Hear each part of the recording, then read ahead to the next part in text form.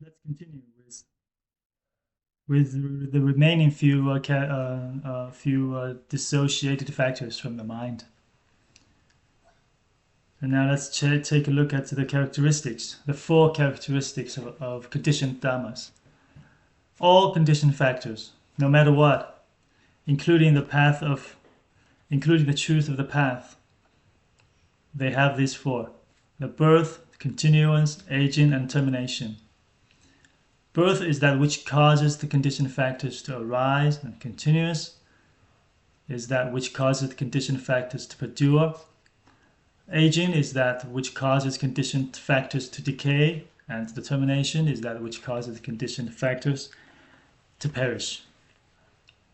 According to Sabastivada, these four are real entities and apart from the Dhamma itself. And what they mean is, like, for example, there's a bottle. So we have this bottle, and we also have its four characteristics. Or we have our mind, and together with the mind, we have its birth, continuance, aging, and termination. However, Sautrantika, they have a different view. And they argue that if that is the case, then the bottle will become an independent factor. It's a factor independent of the four characteristics, because the Savastivada, they separated the bottle with its four characteristics, and that means the bottle is an independent factor apart from from its birth, continuance, aging, and termination, and that means the bottle will exist forever. And it makes it so it is not a conditioned factor anymore. That's why Sautrantika scholars, they don't agree. So according to Master Fabao, the scholars of Sautrantika, they don't admit real entities of these four, just as Mahayana schools.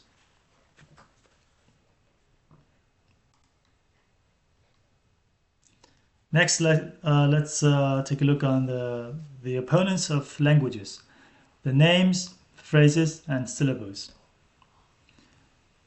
Well, names denote a thing by itself. For example, when we say a form dhamma, or a vase, or a color, and so on, different things in our life, they all have their own names. And phrases are those which expresses a complete meaning. For example, when we say all conditioned things are impermanent, that's a complete one with a complete meaning. And syllables are like letters, vowels, and consonants, like a, a, I, da, and so on, these different syllables. So how do they exist in the three realms? Well, in desire realm and form realm, yes, we have these three, because there is a medium for language. For example, we have sound, and we have also the visible form that can serve as mediums for these language components. While in formless realm, no, there is no such factors, and there is no language, because there's no sound and no visible form. There's no any kind of material. So they only exist in desire realm and form realm.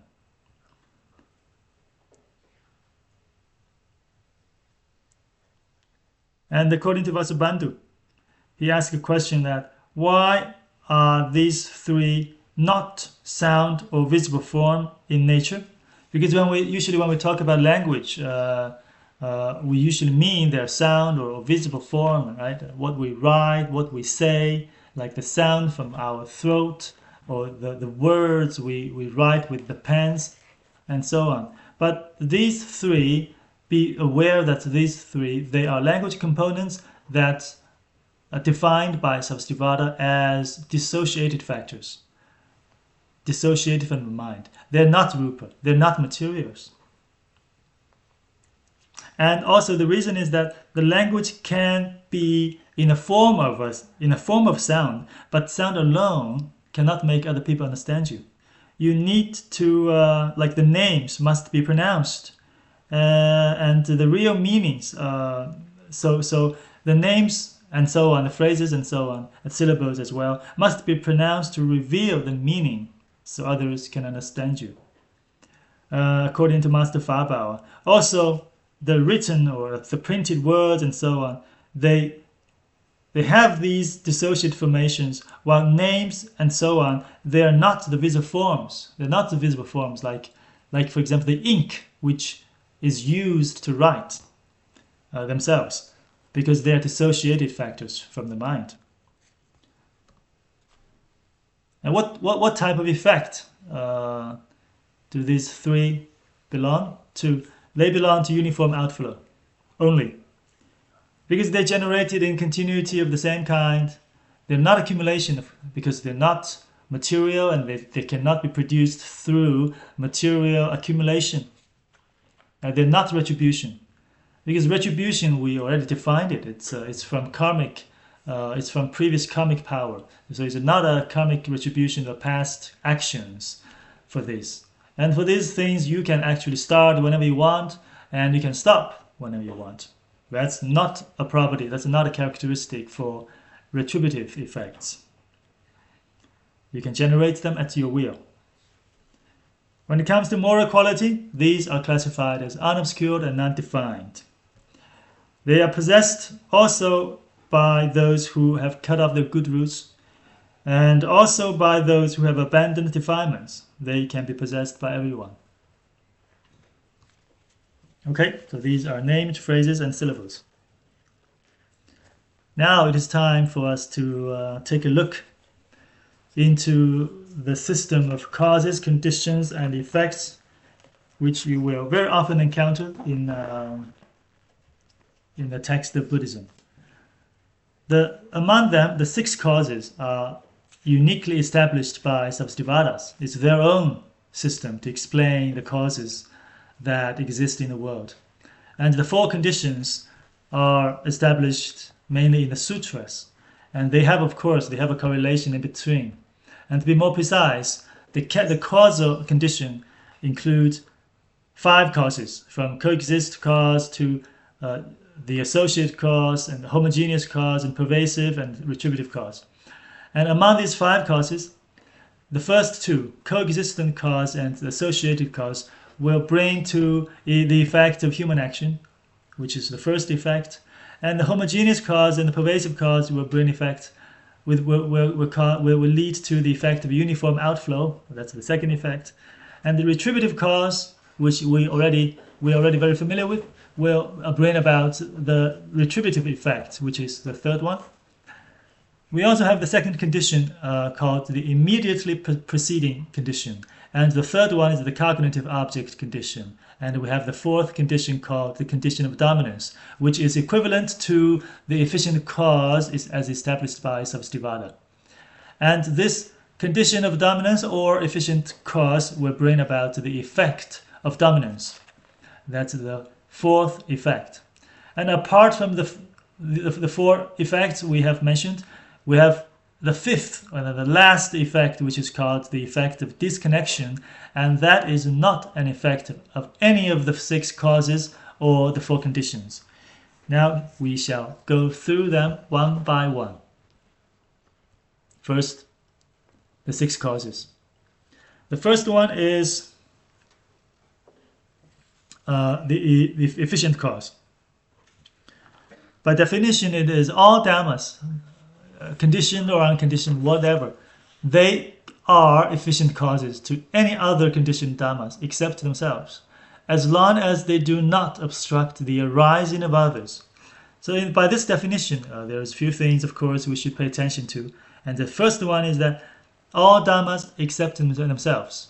A dhamma cannot be an efficient cause to itself because, according to Master Fabao, if a factor is a cause to itself, it will then last forever.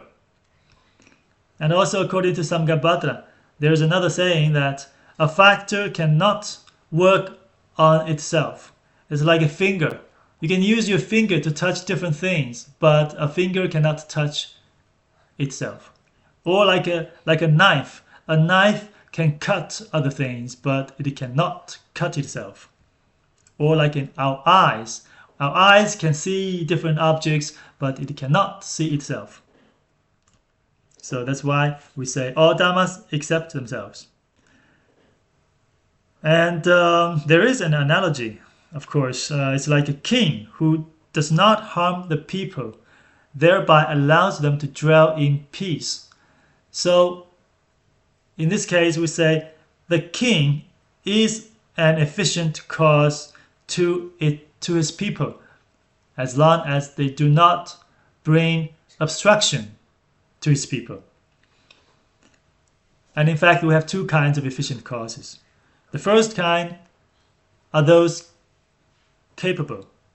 We have capable efficient causes. For example, when we flow water, or when we bring some fertilizers to the flower. So the water or fertilizer will actually do something to nourish the flower.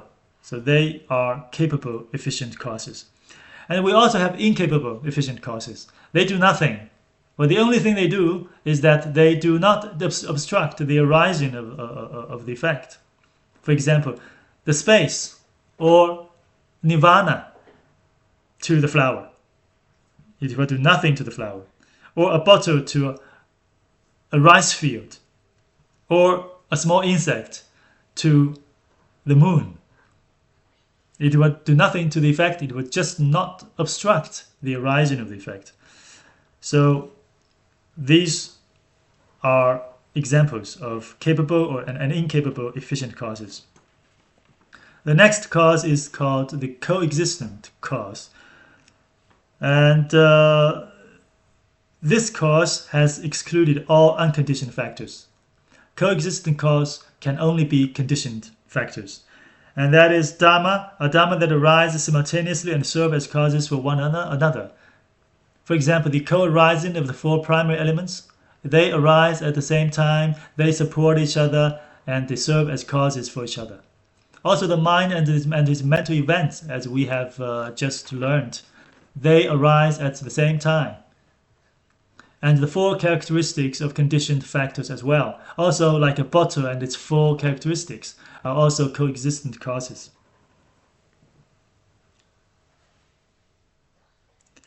Next one is associated cause. Associated cause is in fact a part of the coexistent cause. It takes the mind and its mental events separately to establish as associated cause, because they associated with each other and they arise at the same time. But we also have a more precise reasons why they are called associated, because they share fivefold association or equivalences. For example, a mind and mental events, they have the same basis. They arise from the same sense faculties. For example, when your eye sees something, then it will arise some mind or mental events, all from the same source of your eye faculty. The second reason is that they share the same object. It is not possible that your mind focuses on a tree while your mental states, your mental events focus on a car. It will not happen. Also, they share equivalence on the mode, namely the image of the image. For example, when your mind focuses on a man's head, your mental events will not apprehend the man's feet or shoes. They also share equivalence on the time, because they will happen at the same time. And they also share the equivalence on the sensation. It's like if the mind feels, if the mind has associated with a pleasant sensation, then the mental events will not associate with a dissatisfied, a painful sensation. That is not possible. Because of these five-fold association or equivalences, they get the name associated causes, and they refer specifically to the mind and its mental factors. So that's why I say it is actually a part of the coexistent cause. Both the coexistent cause and the associated cause, they are simultaneous. They have simultaneous cause and effect, which the Sarvastivada thinks it's okay, it's not a problem. But this kind of simultaneous cause and effect is not accepted by some other schools, especially the Hituvidya, the logic of Buddhism. That school does not accept that. They would insist that a cause must be before its effect, at least one moment before. Next cause is the homogeneous cause. It's a preceding dharma that gives rise to a subsequent dharma of the same type. And the Vabhasika notes that it should exclude future dharmas, because we don't know, we're not very sure about their orders, how they would appear or manifest. That's the theory. So it means actually, it means that past factors could be homogeneous cause to past or present factors. And present factors could be homogeneous cause to present factors. However, past or present factors can never be homogeneous cause to future factors. And the reason is given here. They don't think the future dharmas have a fixed, a determined order. That's the problem. So, yeah, so that's why it is excluded. And there are two types of homogeneous cause: equal or superior. And I'll give you some examples. Equal homogeneous cause, for instance, the first dhyana factors that give rise to the next moment factors in the first dhyana, they are equal. Or, like discernment from reflection, give rise to or continues in the next moment still as discernment from reflection. They are the same type, same level, so we call them equal homogeneous cause. And the superior homogeneous cause, for example, a weak faculty, and gradually it develops into strong faculty. Then we will say the weak faculty is a superior homogeneous cause to the strong faculty that is manifested in a later time. Also, the path of vision to the path of cultivation. We can also say that the path of vision, those pure factors during the path of vision, can be superior homogeneous cause to those pure factors during the path of cultivation, because they are higher, they are superior. The next cause is called the pervasive cause. Well, they are part of the homogeneous cause indeed. However, they only refer to those defiled factors, those defilements. And of course, we will talk more about the defilements in chapter 5, the contaminants. But here the thing is, we keep in mind the pervasive causes, they are all defiled. And all of which, the pervasive causes actually, they are all to be abandoned by the path of vision. And we have quite a few of them, the numbers and their nature and their entities we will discuss in chapter 5. But now we need to know that pervasive causes, they are always confined to its own realm and only give rise to the defilements of that realm as well. For example, if we have defilements associated to this desire realm, it is not possible for these defilements to trigger or to give rise to defilements in the first dhyana or in the second dhyana and so on. It's impossible. And vice versa is also impossible. Like defilements in the rupa dhatu, in the form realm, will never give rise to defilements in the desire realm. So that's why it's confined to its own realm. And the last cause is the retributive cause. They're either bad or good, and impure factors can have the power to be retributive causes with a ripening potency. This we are very familiar with already. We have explained many times. For example, in the faculties, have retribution. And of course, the way the effect ripens can be determined or undetermined. It can ripen in this life or in next life or maybe many lives from now, or indeterminate, which we will talk more in chapter 4, the Dharma.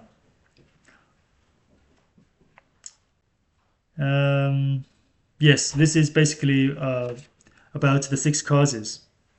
According to Substivada, the word retributive means that there are different categories of the cause and the effect, which is very unlike the other 4 causes. For example, the retributive cause is good or bad in nature, but the effect, the retributive effect, can only be non-defined. Well, according to Sautrantika, the word retributive mainly refers to conversion and variation of from the cause to the effect. It means that from a karma to its effect, it awaits the continuum, and it's usually the process takes some time, short or long, and it depends on the power of the cause, of course. So there are different understandings of the words retributive. But at least one thing is for sure. They are either good or bad, and their effect is only non-defined. Now let's take a look at the 5 effects. The cause-effect relations according to Sabasivada school. That's what we try to explain. And the first one is the effect of dominance, which is from the efficient cause, the non-obstructive in nature. That is the one. So we need to ask why the dominance, because it's called the effect of dominance. Then we need to know the dominance of what? Why named so? According to Vasubandhu, dominance according to non-obstruction, or the efficient cause may also be capable. For example, the 10 ayatanas upon the 5 consciousnesses, or the karma of sentient beings upon the receptacle world, or actually our years and so on, can also be capable of facilitating the arising of our I consciousnesses or other consciousnesses, and so on. So, as we have explained earlier, the efficient cause can be capable or incapable.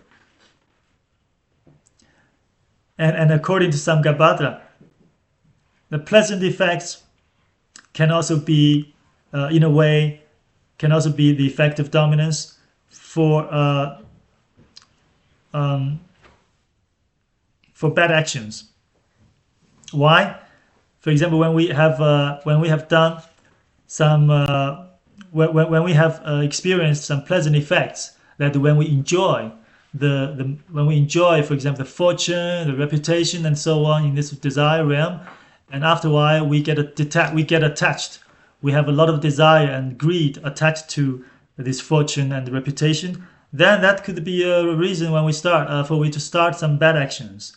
So that's why we say, in this case or in this manner, we can also say that the pleasant effect that we have enjoyed can also be an effect of dominance to the bad actions in a later time. Or on the contrary, unpleasant effects could also be an effect of dominance for good actions that we may take in a later time. If someone feels unpleasant about his life, if someone feels unhappy or dissatisfied about the sufferings of himself or his families or his friends, or in a wider range the sufferings of the lower destinies, that might trigger his good wills, that might trigger his good actions. So in that case, we can also say the unpleasant effects can be effect of dominance for good actions. So this is about the effect of dominance. And then next one is the effect of human action. The cause for such an effect is from the coexistent or associated cause. The name human action, it's not necessarily related directly to a human that is doing something, but more it's like it's a general effect. But it must have a cause. It must have a factor that is working, that is leading to, that is going to give rise to the effect. It's something like it's like something like somebody working with a pottery, with that kind of turning machine with a pottery, and his fingers is touching with that pottery. At the same time, the pottery is gradually forming, forming into some certain specific shape. So that's the effect of human action as an effect of the coexistent or associated cause. The next one is the effect of uniform outflow.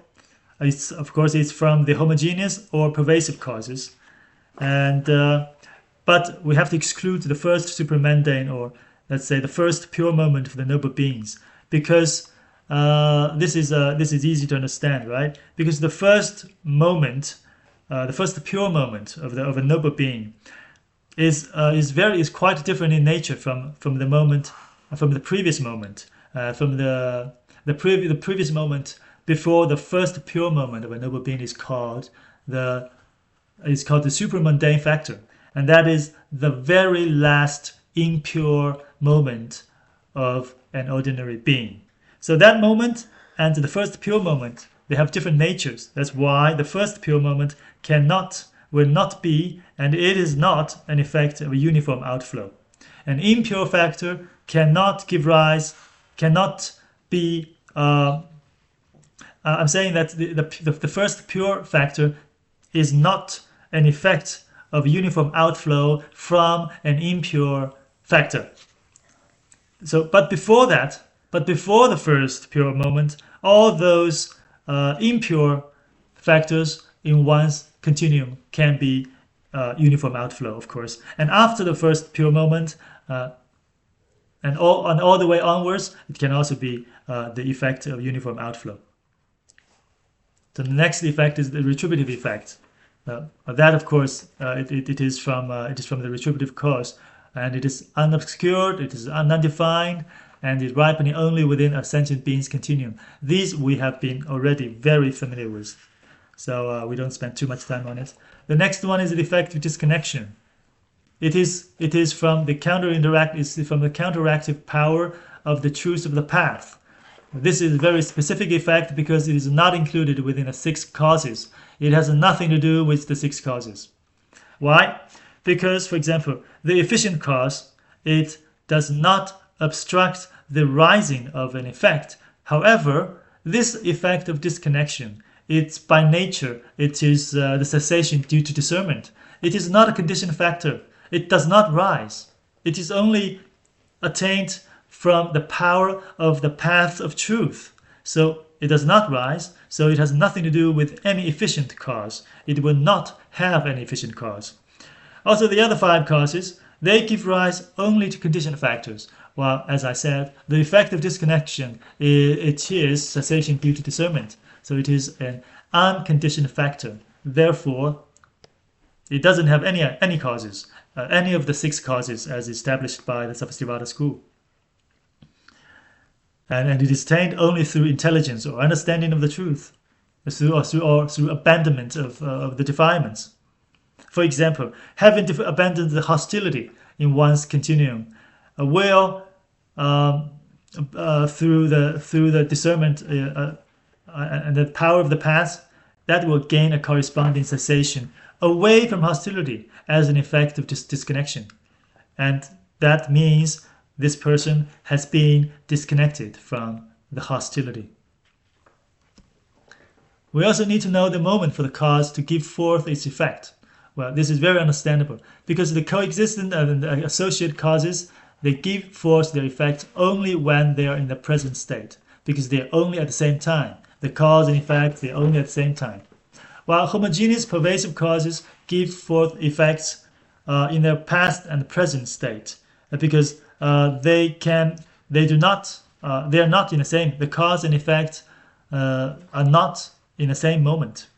Also, the retributive cause gives forth its effect only in the past state. Why? Because when the retributive effect ripens, the retributive cause is definitely already vanished. And finally, let's take a look at the 4 conditions. As I said, the 4 conditions are the 6 causes are separately established by the Samstivadian schools.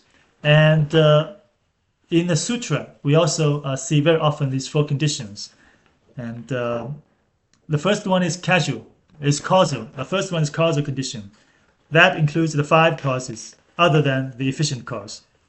So these 5 causes, which are the homogeneous, the pervasive, the coexistent, the associated, and the retributive causes, they directly assist the arising of their own effects. So it includes, actually, the scope is all conditioned dhammas. The next one is immediately preceding condition. That is homogeneous mental continuum uninterrupted by heterogeneous dhammas. So the scope is mind and mental factors, excluding the final mind of an arhat. Why? Because that final mind of an arhat cannot be an immediately preceding condition for any other factor, because the next moment will be nirvana. And the material form is not an immediately preceding condition, because we're talking about mind and mental events. So it has nothing to do with the material form. And the cognitive, the third condition is called the cognitive object condition. That is the object of cognition of consciousnesses. So no matter what, when your eye apprehends an object, a color or shape, for example, when your ear hears a sound, and so on. So the scope is that it is all conditioned and unconditioned dhammas can be cognitive objects. Also, the condition of dominance, that is identical to the efficient cause, non-obstructive in nature. Anything that is non-obstructive to the rising of the effects can be called the condition of dominance. So the scope is also all dhammas, including unconditioned dhammas as well. But then we can ask, what is the difference between the cognitive object condition and the condition of dominance, as they all include all dhammas, all factors? Well, the difference is also very obvious. For example, first, all dhammas can be condition of dominance at the same time, as long as they are not obstructive to the arising of the effect. But it is not possible for the cognitive object condition. All factors, you want all factors to be the cognitive object condition. How can you do that, right? How can your 6 consciousnesses apprehend all dhammas at the same time? And another thing is that a dhamma can become a cognitive object condition only when it is apprehended by one of your sense faculties or one of your consciousnesses, right? But the condition of the dominance, a factor can be a condition of dominance only requires that the dhamma to be non-obstructive. That's it. So that's the 4 conditions, as we often see in sutras. And then for these conditions to exercise their activities or capabilities to give rise to effects, and then with the first kind is for present effects. Then it is the causal condition. 2 of them is the coexistent and associate causes, plus the cognitive object condition, because they always have simultaneous cause and effect. And for arising, meaning for future effects, that involves 3 of the causal condition. That means 3 causes in the causal condition, which are the homogeneous, pervasive, and the retributive causes, plus the immediately preceding condition. Because here you find an order. The cause is always before the effect. So the past or the present cause can give rise to the future effect. And for both is the condition of dominance, because it does not make an obstacle to the present or to the future factors. So yes, it can exercise its activity or capability for present or future effects. That's about this. And for now, we've gone through the 6 causes, 5 effects, and 4 conditions. And we have also completed the main contents of chapter 2. And in this chapter, we have actually gone through many different things. We have learned, for example, we have learned the 22 faculties. We have learned how the form and how the minor mental events they arise and be produced. We have also learned these causes, effects, and conditions. So this is this is a chapter with very fundamental theories, and I believe they're also very helpful next time when you read the text of Buddhism. When you meet these terminologies, then you will have a clearer understanding of what they really talk about. Now, we have some exercises for this lecture as well, and hope it helps. Next, in our next lecture, we will start to learn chapter 3, the world, which is gonna be more in detail, maybe more practical, and it is also more related to the Buddhism's view of the world, of the cosmos, and living beings living, and all sentient beings living in the world. Yep, that's for now.